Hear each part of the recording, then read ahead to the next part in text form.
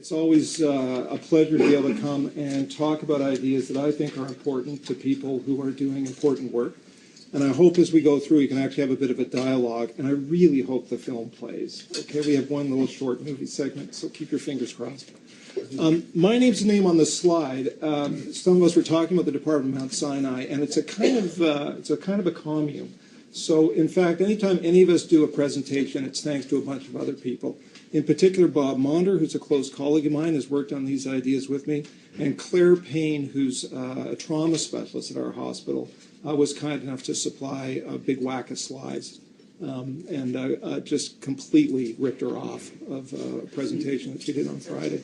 So I'll try to make clear how that works. What I hope you're going to be able to understand today at the end is at least the data that illustrates that early childhood adversity has an impact on susceptibility to illness.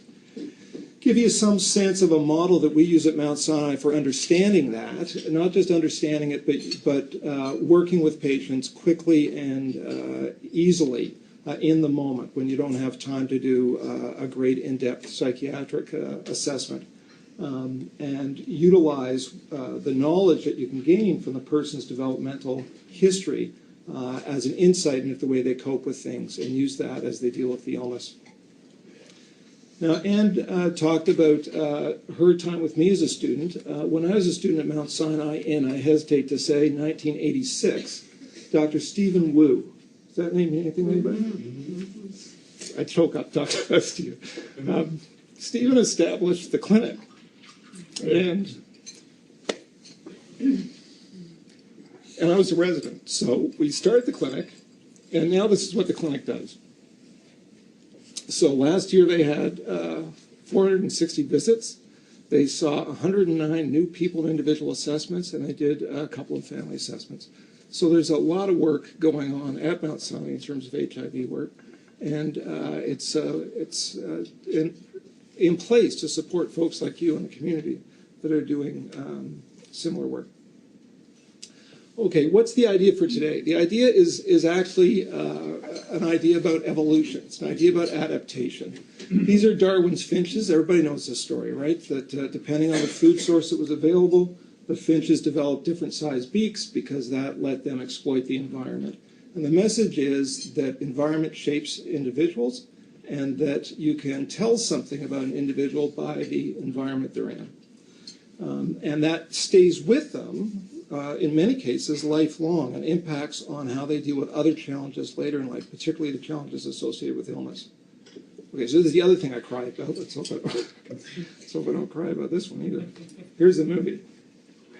This is something that we started studying 30, 40 years ago, when people didn't think that infants could engage in social interaction. In the still phase experiment, what the mother did was she sits down and she's playing with her baby who's about a year of age. And she gives a greeting to the baby gives a greeting back to her. This baby starts pointing at different places in the world, and the mother's trying to engage her and play with her. They're working to coordinate their emotions and their intentions, what they want to do in the world. And that's really what the baby is used to. And then we ask the mother to not respond to the baby. The baby very quickly picks up on this. And then she uses all of her abilities to try and get the mother back. She smiles at the mother. She points because she's used to the mother looking where she points. The baby puts both hands up in front of her and says, "What's happening here?" She makes that screechy sound at the mother, like, "Come on, why aren't we doing this?" Even in this 2 minutes, when they don't get the normal reaction, they react with negative emotions, they turn away, they feel the stress of it, they actually may lose control of their posture because of the stress that they're experiencing.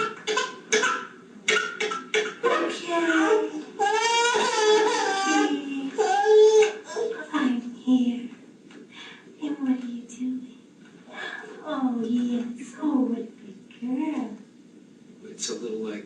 good, the bad, and the ugly. The good is that normal stuff that goes on, that we all do with our kids. The bad is when something bad happens, but the infant can overcome it. After all, when you stop the still face, the mother and the baby start to play again. The ugly is when you don't give the child any chance to get back to the good. There's no reparation, and they're stuck in that really ugly situation. Okay, so that's the still face experiment. That man is Edward Tronick. He works in Boston. That's a YouTube clip, guys. You can YouTube still face, and there's 3 or 4 versions of it. Everything's available on the computer these days. And I think, a picture is worth 1,000 words, right? I could give you a lot of data about developmental things with a lot of slides with things written on them. What you see there is that the mom and the infant are in a very tight symbiotic relationship. That's normal. The child is looking for the mother to be processing the kid's state of being all the time, and just simply amputating that communication, not being absent, but being present without the communication, is enough to freak out the kid. Okay? So when we talk about adverse experiences in childhood, I run the risk of kind of blending a whole bunch of different experiences. And I want to just make a point that this is not actually an adverse experience. This is an illustration of what an adverse experience could be if it was maintained. Okay? All the way up to frank trauma. And we'll be talking about trauma too. Okay? But it does, I think, sensitize us to just how reactive the little baby is and just how much impact there can be from developmental stages for a kid. Okay? Okay. So I'm going to, this is the part I ripped off from Claire. This is the adverse child experience study by Folletti. Folletti is a guy in California. He works for Kaiser Permanente, but they asked him to investigate patients within their HMO to find out who was going to be ill and whether they could predict who was going to be ill. And what he did was he asked them questions about adverse experiences in childhood, and a list of the experiences is there. It's a scale. There's a few more items on the scale.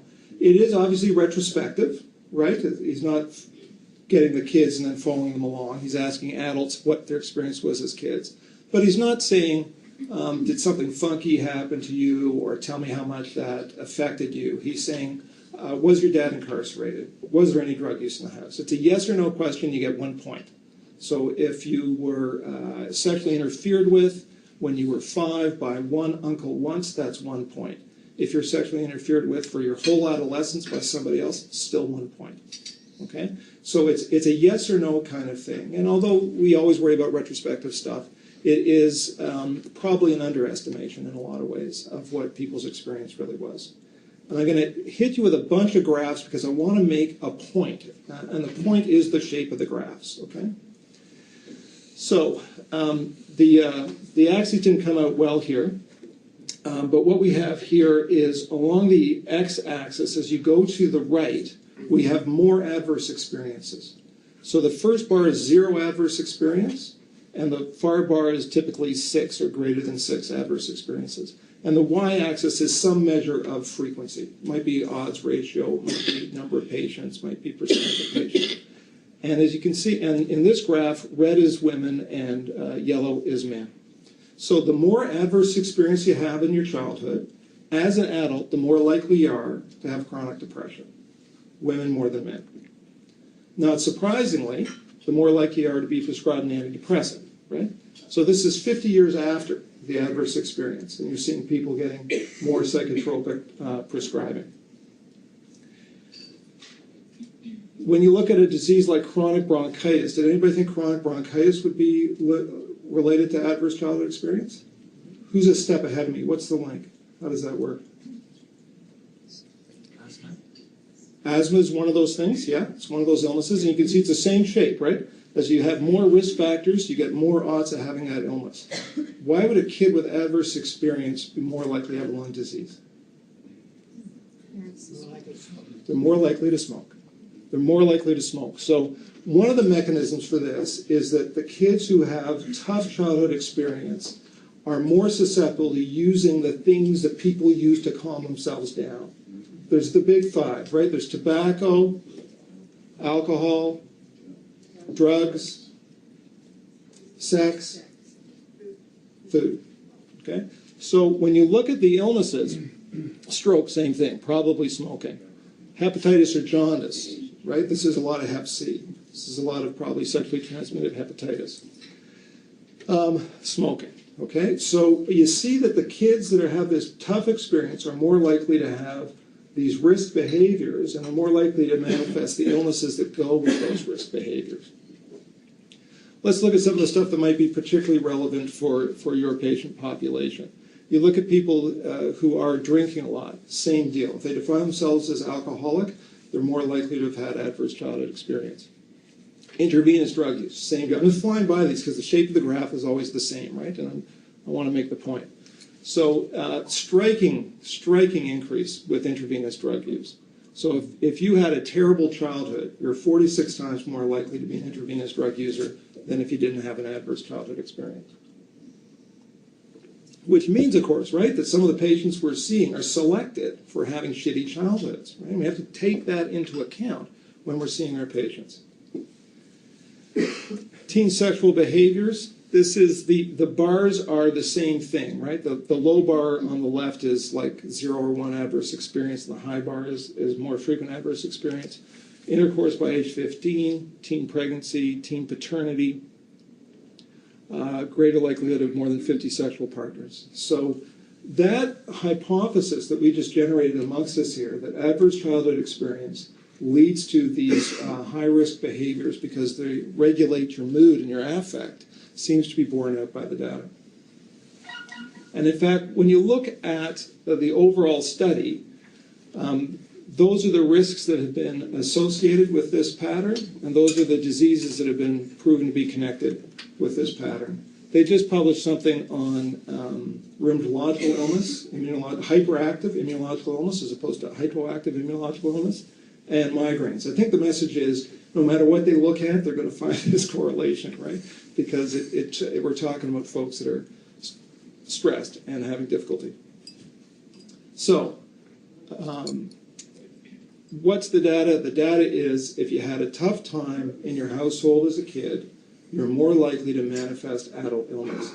Notably absent is HIV disease, by the way. I searched HIV disease, and I didn't find any data on this. But I find it hard to believe they have like 20,000 people in this study in California. They must have HIV data, but they haven't published it yet anyway, not that I could find.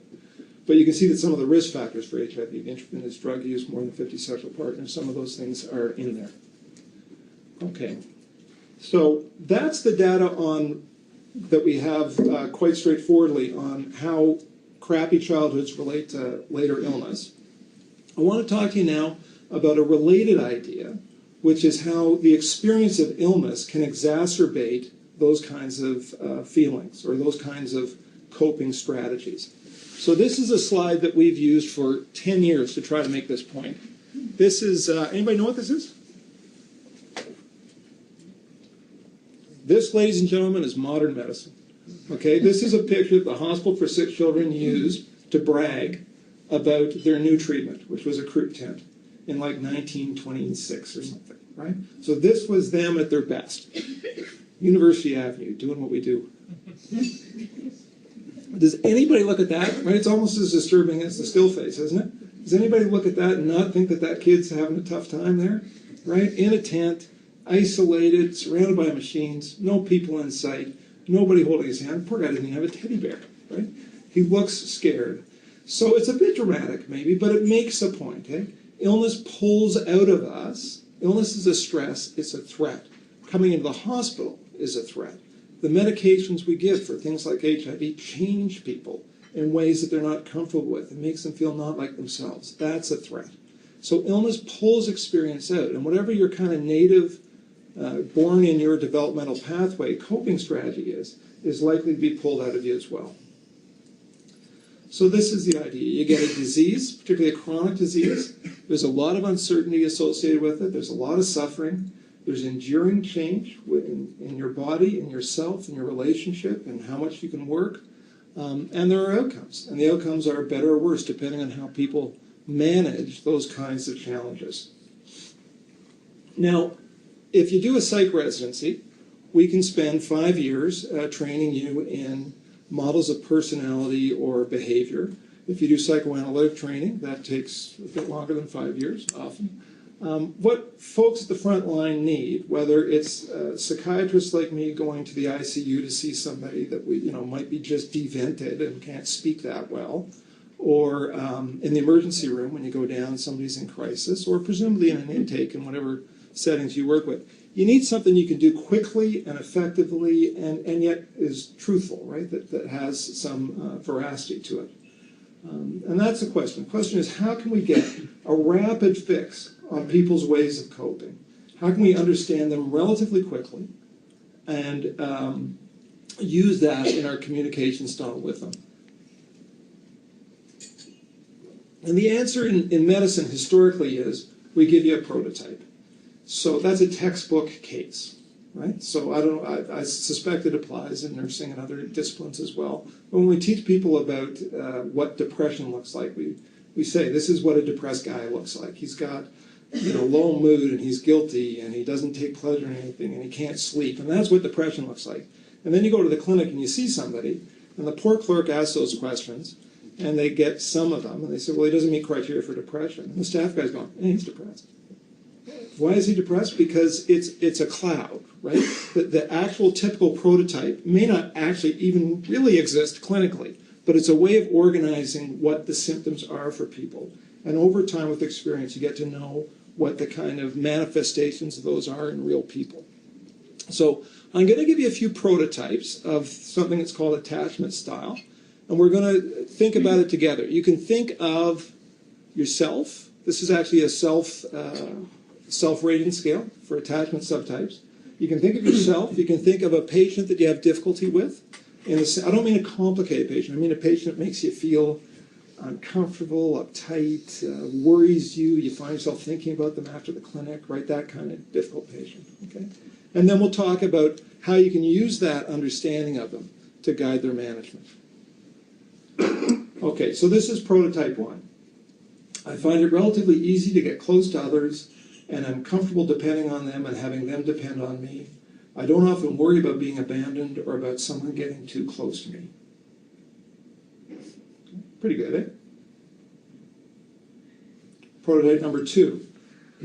I find that others are reluctant to get as close as I would like. I often worry that my partner doesn't really love me or won't want to stay with me. I want to merge completely with another person, and this desire sometimes scares people away. So that's a kind of a clinginess. You're getting that vibe about a kind of a clinginess. Somebody wants to be in tight. Prototype 3. I'm somewhat uncomfortable being close to others. I find it difficult to trust them, difficult to allow myself to depend on them. I'm nervous when anyone gets too close, and often partners, particularly intimate partners, want me to be more intimate than I feel comfortable being. So this is somebody who's sort of the opposite of clingy, right? They prefer a little bit of interpersonal distance. Prototype 4. I'm constantly frustrated by partners. I feel the need to be really close, but then they screw me over and I get so angry I blow up. They can't understand me. When they back off, I get really scared of being alone, but even angrier that they're leaving. So this is a push me, pull you kind of thing, right? This is somebody who can't find an interpersonal distance that's working for them. So are these things feeling vaguely familiar to people? Is this reminding you of people you know or people you've worked with? Okay. So those are adult attachment styles, and they fall into the following categories. Prototype 1 is known as secure. About 55% of the adult population is securely attached. Okay? So that lets me make a point that I don't want to overlook. This is not pathology. Okay? These are various shades of normal, which is a tremendous advantage for a model like this, because you do not have to define somebody as nuts or personality disordered or crazy or something else in order to understand the way their relationship style works. In this room, half of us are secure and the other half are insecure, right? So look around, you know, it's a well-distributed thing. And we didn't get to choose it. We didn't get to choose it. We had the best fit we had with our parent. I'll get into that a little bit further. Prototype 2 is that clingy individual. That's known as an anxiously attached individual, about 20% of the adult population. Prototype 3 is dismissive. Dismissive refers to they dismiss the need to have somebody else close to them. That's the dismissing in dismissiveness. It's that they don't feel it. They tell you they don't need to have anybody close. And prototype 4 is disorganized. And disorganized refers to that kind of push me, pull you. It's like you're doing one thing, then the other thing, then one thing, then the other thing. It's not a constant organized pattern. There are a million synonyms for attachment style. Child literature, adult literature, developmental psychologists, medical psychiatrists. It's a nightmare, okay? I'm going to stick with anxious and dismissive and disorganized. But I'm going to give you one other set of terms because they're so useful. Okay, first of all, they're generated by John Bowlby, who invented this whole thing, and we should be respectful of our forefathers. And because they label the behavior so well. So the anxious individual is compulsively care-seeking. Okay, so they're care-seeking. They want to get close and evoke care, and it's compulsive. They kind of can't help themselves. So the illustration I always use for this, a clinical vignette, is a woman that came to see me. She had fibrocystic breast disease. Her mother died of breast cancer, so she's perpetually getting false positive mammograms, right? So she comes in, they go, well, I got a lump, got to put a needle in that, right? Oh, shit, I got cancer. My office is kind of a completely uninventive shrink's office, right? My desk is against the wall, and I pivot around my desk chair, and I got 2 chairs there, and I've got a coffee table in the middle that holds all the Kleenex, because you have to have a lot of Kleenex. And people come in and typically sit in one of the chairs, and we talk about things. So she comes in the room. Where does she sit? Your chair. Not my chair. I'm in my chair. Coffee table. She sits on the coffee table, and I have to move my knees like this because she's sitting right here. It's not a metaphor. She feels the need to be proximal, right? The emotional distance and physical distance is the same. She doesn't do that anymore, but that's the first presentation, right? It's, are you getting it, doc? I am desperately in need, and you're the guy to help me out. Okay?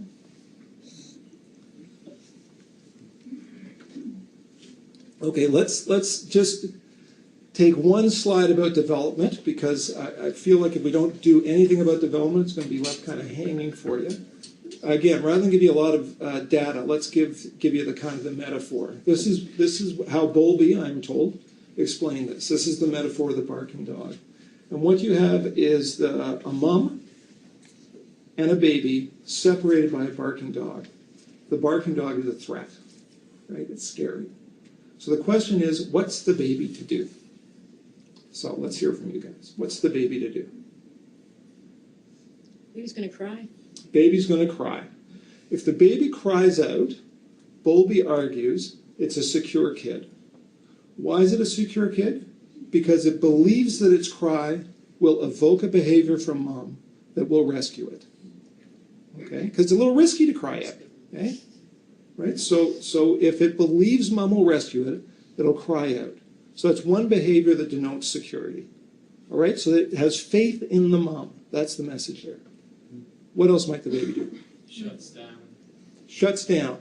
Okay. So a baby that shuts down and just goes to ground like that implies that they don't really believe mom's going to come after them. Right? And it also implies that they can't do anything more active than just shut down.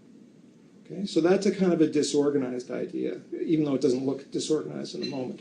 If you see kids in this if you really see kids in this situation, in a tested circumstance called a strange situation, they don't shut down like a sort of a doe in the woods shuts down. They fall to the ground, they writhe. They do what the psychologists call underwater movements, which are kind of choreoathetotic things. It's really disturbing. Okay? And it's like locking up the motor program. It's like they're supposed to be doing something, but they can't direct that in any kind of useful way, and they end up just having this kind of writhing thing. So that's probably going to be a disorganized kid if they just drop like that. What else might the baby do? Move away. Move away. So if my baby down there goes in this direction, what they're doing is voting with their feet. Okay? They're saying, I'm better off on my own getting away from this threat. It also moves them farther away from the mom. So we're not betting on the mom in this scenario, right? We're betting on ourselves. So that's a dismissive kid. That's a kid who says, I'll look after myself. I am compulsively self-reliant. Self-reliant is the idea. And off they go into the woods to get away from the dog, right? Mom maybe gets him, maybe doesn't know what's going on. What else might the kid do? Approach the dog? Approach the dog or approach... Or maybe the mom? Maybe the mom would be better.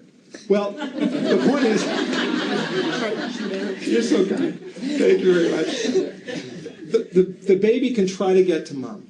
And there are two paths to mom, right? One is a kind of circuitous thing, skirting the threat. That's a secure kid too, right? That kid is saying, I'm okay, I can do this, but I have to head to mom, right? So they have a sense that they can do it okay, but they have a sense also that mom will be there. And if mom isn't there right now, she'll respond once she clues in, right? So there's some faith in mom by that circuitous route. The kid who goes, I gotta get to mom, and runs right past the dog is my preoccupied patient, right? High intensity distress, can't manage it. Not the greatest strategy, right? If it takes you right past the dog, because you could get bit. Similarly, the self-reliant kid who runs away, not a bad strategy, but you're not with the adult, actually, right? So you see these things make sense, but they're also potentially higher risk than the securely attached kid would. There's one other scenario, and the other scenario is the disturbing one. The other scenario is when the mother is the barking dog, and the kid can't figure out what to do, okay? Because they are obliged to approach mom. That's a embedded Darwinian selected behavior that all primates are born with, and most mammals are born with. And so their pull is to go to the mom when they're threatened. If mom is the threat, what happens is as you get close, of course, the threat becomes higher than the pull to security, and you want to back up. And that's that push me, pull you thing, okay?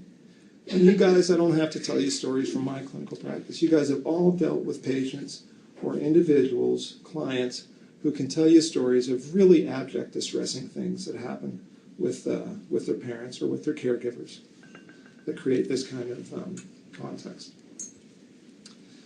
Simply put, in the moment, you can figure all that out from two ideas. One is, how do they feel about themselves? And how do they feel about the other person in the story? And the other person, the easiest person to use is you. Okay? So it looks like this. If they feel okay about themselves, and they feel okay about the other person, let's call that confidence in themselves and trust in the other, then that's consistent with the secure attachment. If they feel not too great about themselves, not much self-confidence, and they overdo the trust in the other, that's the anxiously attached individual. The dismissive person is the opposite. They're overdoing their self-reliance and diminishing, dismissing the need for the other person in the story. And the disorganized person doesn't feel good about either one. Okay, are we there? Because we're going to build on this now to understand individuals in a clinical situation. Any questions about that? Okay. So let's talk about how you use that to actually work with people in a clinical circumstance. We always start with secure as a kind of anchor point to contrast the other styles, but you don't really need any information from me about how to deal with secure people because they manage this kind of situation well, and you as clinicians know how to manage them well. It's not that they're not distressed, they might be highly distressed, but they're not evoking any difficult feelings in you. It's not hard to understand their circumstance. If you suggest an intervention, they may or may not agree with it, but they'll have a conversation with you about whether it's a good idea or not, and you can refine the idea, and you have a clear sense of alliance. You feel like you're working with somebody here, and you're both pointing in the same direction, right? You're rowing the boat in the same direction. That's a secure individual.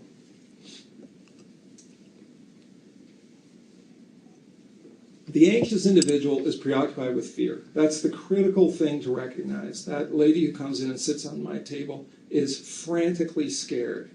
The cover story is she's scared about getting breast cancer, right? The blatant story is she's been scared her whole life because of mistreatment as a kid and having to be precociously responsible for her mother's well-being when she was a youngster. And she didn't really know how to do that, but she could feel the responsibility for it. So she had a kind of a sense of always having to be doing more than she's doing and never quite doing it well enough. The sense is that she can't cope by herself. She needs the other person, right? And therefore evokes this kind of neediness that pulls the therapist into that story. So I'm trying to give you a couple little kind of visual things as we go through to help you remember these ideas. This is an old movie now, right? We keep talking about old things, but some of you from laughter, I think, remember it. The movie was about a shrink who goes on vacation, and Bob is the patient and pursues him, right? He's the ultimate clingy patient. And the point about the poster is that, first of all, Richard Dreyfuss is a shrink, right? So you see what he's doing, right? He's leaning back. Patient's leaning in, doc's leaning back, right? Because the patient wants to be closer than the doc wants him to be, than the doc is comfortable with, all right? That's the experience. And of course, the brilliance of this is that the shadows show you what the doc actually feels, right? Which is it feels like murdering the guy, right? This is not like a subtle feeling. This is like, get out of my face already, right? Respect my boundary. Back up a step, would you? Right? So what we hear about from the inpatient units, for instance, is, Jesus, John, she's always on the call bell. I can't get her. I go in and I check something, I get to the door, and they're just furious with the neediness of the patient, okay? Self-perpetuating cycle, right, guys? This is a patient who's actually terrified. She's on the call bell because she's trying to keep the healthcare worker in the room with her, but she's pissing off the healthcare worker every time she hits it and driving the healthcare worker away. So if you don't have some kind of appreciation of this, it's only going to get worse. Let's look at what the data is about these folks. A lot of this data comes from a guy called Paul Janoski, who's a researcher in Washington on the West Coast and has done a ton of the kind of basic science to let us formulate these ideas. This is a bunch of diabetic patients and a different HMO who were organized by their attachment subtype, and they just looked at how much money they cost the HMO. What that really is how many visits they had. Okay, so the preoccupied, anxious, compulsively dependent, care-seeking individual is coming to the doc a whole lot more. So this is one of the ways that if you have a compulsive need for this kind of dependent link, that you can manifest a relationship, is you can complain about your illness to your healthcare worker. Okay? And who can say no? This is similar data. This is actually Hep C patients who come to the clinic, and the docs decide whether or not they have a physical symptom that can be explained. Okay? So Hep C is one of those illnesses, right? I don't need to tell you guys this. It's a serious illness. The treatment's a big deal, but sometimes patients subjectively don't feel a whole lot, right? But then they start feeling headachy or achy, or their bowel habits change. I was going to say with Hep C, there's a lot of depression cases around that as well. Do you Absolutely. Believe, if they're unfaithful with interfering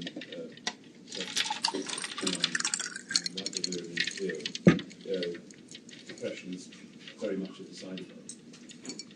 Absolutely. So one of the points that raises is that this way of understanding patients is not instead of making formal diagnoses, right? This is in addition to making formal diagnoses. So if you have a Hep C patient who's on interferon, they got a rip-roaring major depressive episode, you better be paying attention to that. Don't just say, oh, well, they're dismissive individuals. You have to be working the whole thing together. But these are folks who are coming to the doc and presenting with a lot of symptoms that can't be explained, and we would understand that they are utilizing their standard behavior within the doctor-patient relationship and presenting this kind of neediness within that context. So what do? Certainly when you're in the hospital, it depends how long a relationship you're going to have with the individual. If it's a brief relationship, what you have to understand is that that individual is going to use you as an external modulator of their mood and well-being. Okay? It ain't going to change over the course of a week-long admission or a 2-month outpatient clinic stay or something else. That's the deal. They're looking to you to provide that function for them. And if you don't buy into it, you're going to get that self-fulfilling thing going on where they're upping the ante to make sure that you stay close. And you're pissed off with them and trying to divorce yourself from them. And it's just getting worse and worse. So most of the family docs know about this in town. When you say this to them, they go, yeah, all right. They don't necessarily like to do it, but they get it. The idea is that you have to see the patient before they signal you that they need to be seen. Okay, so you break the contingency between I complained, therefore you saw me. So if I want you to see me, I have to complain some more. And you see them independent of their complaints. So we would tell general medical floor at the hospital, what's the most frequent you can see that patient without driving yourself utterly crazy? And they'll say, well, we can pop in every 30 minutes. I say, okay, for the next day, pop in every 30 minutes, regardless of complaint. Just pop in every 30 minutes. Family docs will schedule them every 2 weeks. Schedule them first thing in the morning when you actually have some energy to deal with somebody. A set amount of time. And you entrain people into that kind of schedule. And what happens is that the desperate calls in between times fall down, and you end up actually having a kind of a consistent behavior. And then you can open up the interval a little bit, and the person acquires more and more independency. And remarkably, guys, you find that you actually start talking about the stuff that you want to talk about. Instead of talking about whether their nails are growing too slowly or, you know, their headache is bugging them, and you don't know. You end up hearing about, you know, the relationship struggle they're having, or the sense of loneliness that they deal with, or something else. It's something you can actually work with as therapists. We would also, by the way, do anything we could to help them with their affect regulation. So relaxation training, maybe a short course of benzodiazepines around a procedure, for instance. You know, it's throwing somebody like this into an MRI or a spinal tap or something like that. That's almost cruel, right? You have to help them with that and figure out some way of helping them regulate that. It is often the case that they're very good copers. They just don't know it. So I stumbled because I was trying not to give you the data. The woman that I talked about before, her dad died when she was 8, and she was left with a mom who just completely decompensated. She was at least borderline and probably crazier than that. And she would say to this young girl, I'm going to kill myself. When you wake up in the morning, I'm going to be dead. And you know why? It's because you're such a bad daughter. Right? Incredibly cruel, nasty stuff. The patient doesn't experience that episode as high coping capacity. She experiences that as my mother was crazy and there was nobody there to help me. Right? So you can sometimes reframe, you can find these episodes and you can reframe it for individuals so they get a sense of their own capacity, not just that they can have to turn to the outside person.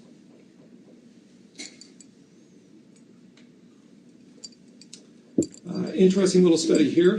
It was a dental procedure, and it was like wisdom tooth extraction or something, some sort of standard but awful dental thing. Says the man who goes to the dentist tomorrow night. And what they did was the next day they randomized patients. The next day they just called them up and said, "So how you doing? Any pain? Any problems? Just curious. Wanted to know. Hope you're doing okay." And the patients weren't warned that the call was going to come. And the patients that got the call, randomly distributed, reported much less pain and used much less pain medication than the people that didn't get the call. So it's a lovely little study, and I think the hint there is that indeed some sense of connection and affiliation helps people regulate some of these illness-associated symptoms. Okay, so the dismissive individual is that person who is compulsively self-reliant, right? That's this guy. It's a kind of an ideal, right? It's an important thing to recognize that when I say it's not these things aren't pathology, I mean it, they're not pathology. In fact, this one tends to be actually kind of encouraged, right? A man who's independent, who can look after himself and doesn't need anybody's help, that's kind of a value in our current zeitgeist, right? It's not actually a healthy way to live, but it's often supported. What this slide shows you is that if you look at diabetics again, and you categorize them by their attachment subtype, those are the bars, and you look at how good their diabetic control is. Basically, higher up on the y-axis is poor diabetic control. And that big red bar on the side there is the only one that is statistically different. And that consists of dismissive individuals who say they can't talk to their doctor. Okay, their doctor doesn't listen to them. Okay, so this brings, I think, to our feet the idea that relationship style, communication style impacts on very basic fundamental healthcare issues. That level of glycosylated hemoglobin is enough that that individual is going to get kidney failure before the next patient, they're going to get retinopathy before the next patient. This is like not good news. And our understanding of this is that they go in to speak to their diabetologist. And anybody diabetologist in the room? I'll shoot my mouth off too soon. Diabetologists like the numbers, right? They like the numbers. They want your blood sugar to be in control. That's their job. In my fantasy world, they go into the diabetologist, and the diabetologist says, "Oh, no, this is too high. You got to test more than this, man. You got to test like twice a day, and I want to see those numbers next week." Right? Because they're like intensely about about regulating the disease. And this patient goes, "Yeah, sure enough. See you later." And they just fade off, right? Because it feels too intrusive. It feels like they're crowded. It feels like somebody's telling them what to do, and they're independent, man. They're looking after it themselves, and they bail. We have data on this, again from Paul. He looked at the diabetics, and he looked at the dismissive folks, and he found out what their adherence was like in diabetic protocols. And they don't follow their diet. They don't follow exercise recommendations. They don't do foot care, which is a big deal in diabetics. And they tend to smoke more, and they're less compliant with their medication than patients that are securely attached. Okay? So it holds up, this idea that they're doing things kind of independently and are less in an alliance with their doc than some other patients. Holds up. This is a bit of a complicated slide, but if you bear with me, I want to go through it because I think it's got a couple of really good take-home messages. This is work that Jon Hunter, the fellow I said at the beginning, did. So we have the attachment subtypes at the bottom, okay? Dismissing one on the left. Adaptable would be secure, and preoccupied is preoccupied, anxious, okay? And we have, these are ulcerative colitis patients. They have inflammation of their bowel, right? And the people in the gray bars, when they're scoped, when you look in their bowel, they have inflammation. And the people in the white bars, when you scope and you look in their bowel, they don't have inflammation. And on the y-axis, we have the self-report, what the patient tells you their symptoms are, how sick they are. Okay? I think I have to run up there. Oh, I can't. Here, we'll do it this way. All right, so first point, let's take secure as our kind of average normal again, okay? First point is that when their bowel's inflamed, they report more symptoms than when it isn't. Well, that makes sense, right? That's the way, they got more symptoms, they got more inflammation, that's the way it's supposed to work. By the way, they're never without symptoms, because it's a shitty disease, and people always have, some diarrhea or some cramping or something. Okay, go over here next. Preoccupied patient, same pattern, but really amped up. Okay? So they're complaining, but at a higher level than these guys, statistically significant higher level. Okay? So that's what we've been saying all along. If you have this kind of need to be connected with somebody, you're going to use your symptoms as a communication vehicle. Okay, look at this here. The level of complaint between the secure people with inflammation and the preoccupied people without inflammation is the same.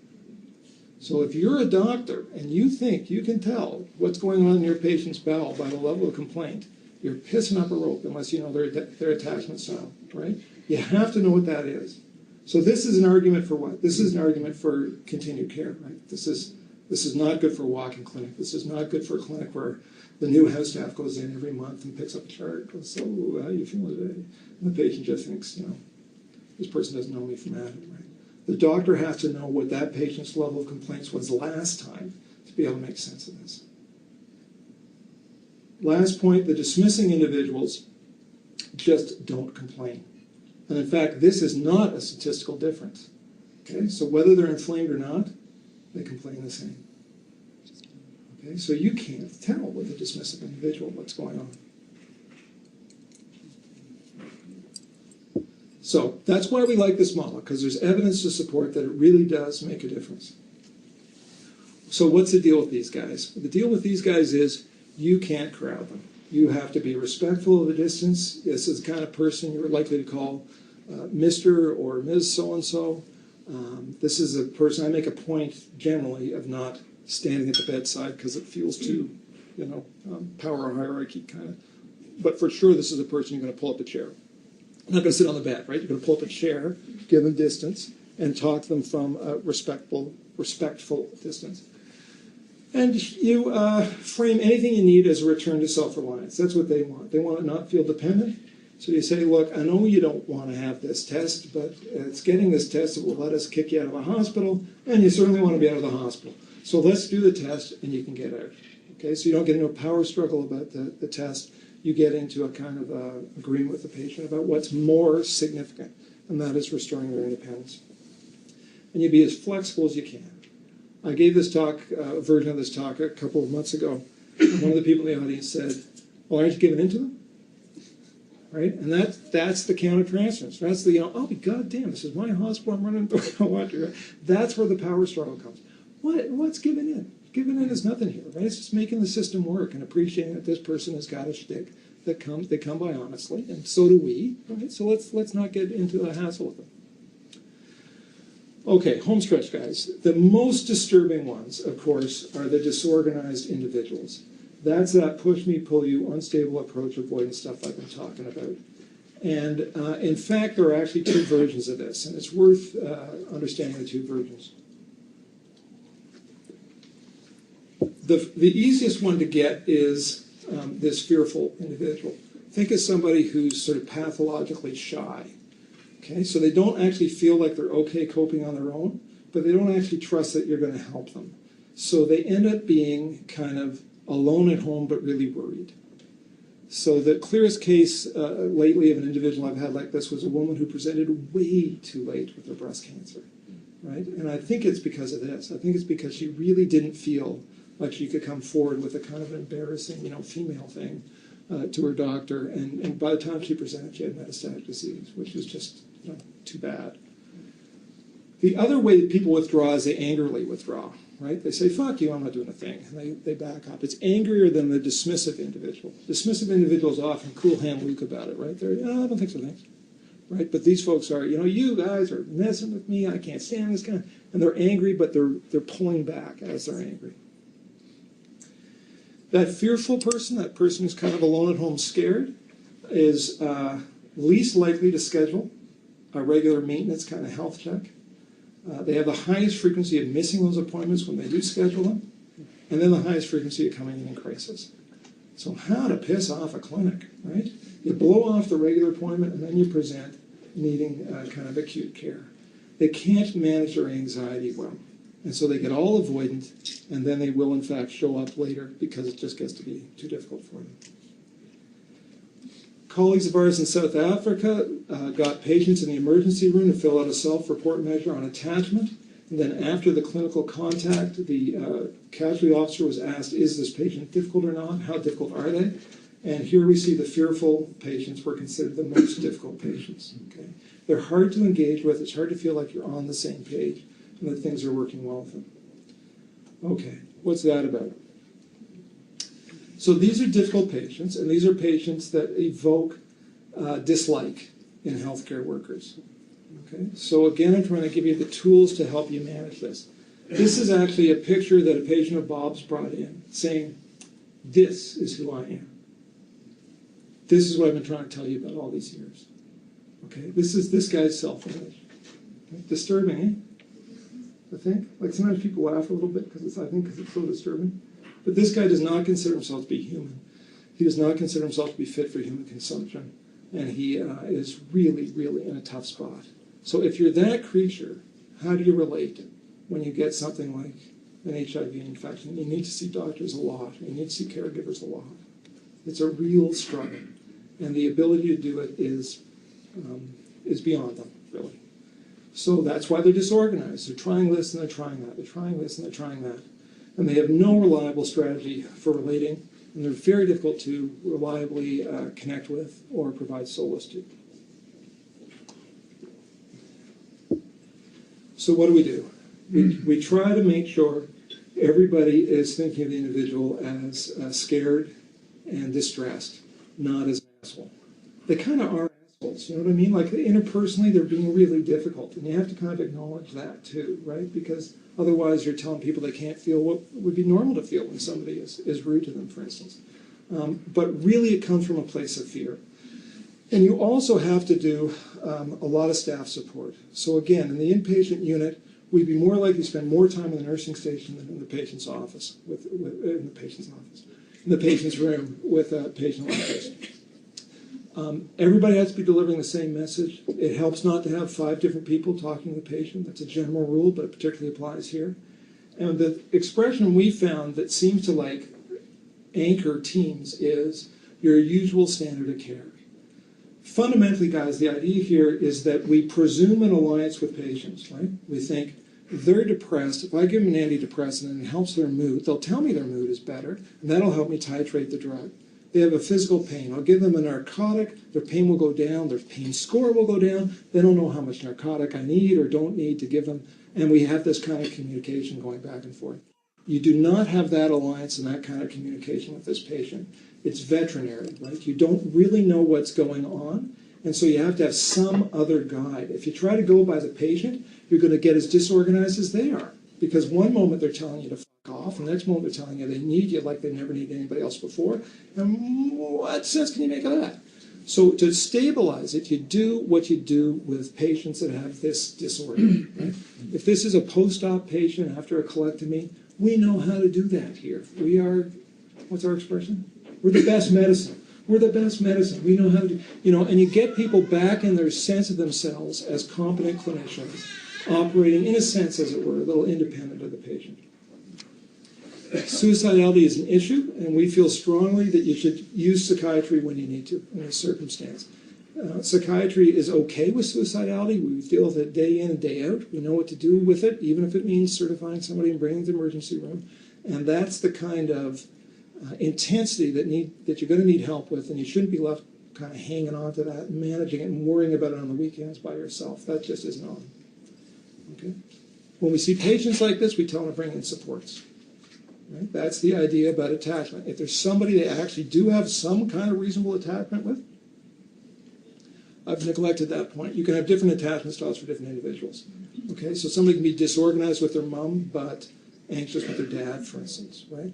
And a lot of folks, when they get to be adults, they do have 1 or 2 people in their life that maybe we wouldn't identify as tremendously important people in their lives, but they're neighbors that show up and will look after the cat, and they're kind of consistent, and they're there.